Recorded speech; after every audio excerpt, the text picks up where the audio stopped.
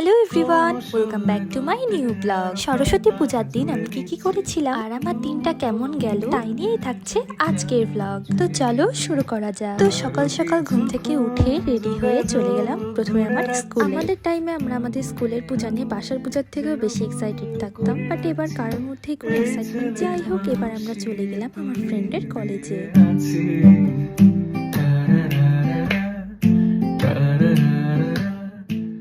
আমরা ইচ্ছা করেই লেট করে বের হয়েছি, কারণ আমরা অঞ্জলি দেব আশ্রমে, আর আশ্রমের অঞ্জলি ছিল 11:30টার সময়। দেন আমরা এখান থেকে বের হয়ে চলে গেলাম আশ্রমে, আর গিয়ে দেখি সেখানে প্রচন্ড ভিড়। এরপর চলে গেলাম অঞ্জলি দেওয়ার জন্য। এত ভিড় যে মায়ের সামনে বসে অঞ্জলি দেওয়া তো দূর, দাঁড়িয়েও মায়ের মুখটাও দেখা যাচ্ছিল না।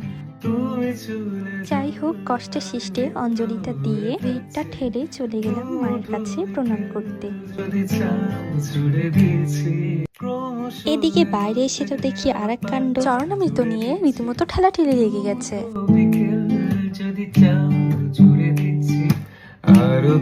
এরপর মাইকে অ্যানাউন্স করা হলো যে প্রসাদ দেওয়া হচ্ছে।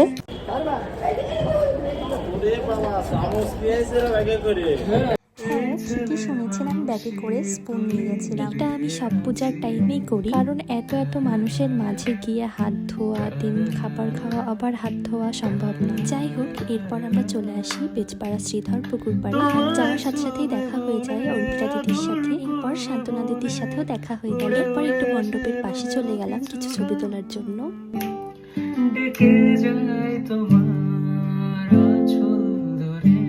আর দু একটা ছবি তুলতেই আমাদের ফোনের স্টোরেজ ফুল হয়ে যায়, আর রোশনি কালবাটের উপর বসে যায় স্টোরেজ খালি করার জন্য। এটা নতুন কিছু না আমাদের কাছে, কোনো অকেশনেই ছবি তুলতে গেলেই আমাদের ফোনের স্টোরেজ ফুল হয়ে যায়।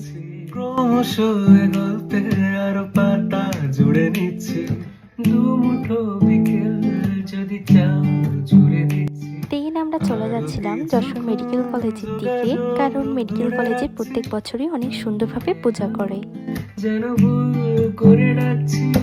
এই ছেলে মানুষই তুলি দিয়ে আছি,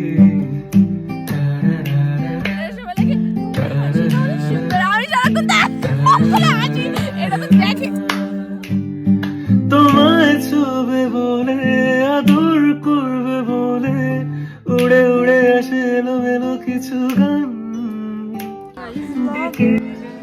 একটা দড়িতে নিতেস, আমি ফুটবলের মতো মুখ, তুই ফুটবলের মতো মুখ বানাইছিস কেন? জগরুটে টাটা টাটা। দুটো বিকেল যদি চাও ছুড়ে দিয়েছি, ক্রমশ গল্পে আরো পাতা। এরপর আমরা মেডিকেল কলেজ থেকে বের হয়ে গেলাম কোথাও একটা খেতে যাওয়ার উদ্দেশ্যে, কারণ তখন অলমোস্ট দুপুর 3টা বেজে গেছিল, আর আমাদের প্রত্যেকেরই অনেক বেশি ক্ষুধা লেগে গিয়েছিল। আর আমরা চলে আসি কাবাব টাইমে, মানে আমাদের শান্তাপুর রেস্টুরেন্টে। এটা আমার মোস্ট ফেভারিট একটা রেস্টুরেন্ট। আমি অর্ডার করি আব্বুর নিজের হাতে রান্না করা স্পেশাল চিকেন বিরিয়ানি, যার টেস্ট ছিল দুর্দান্ত।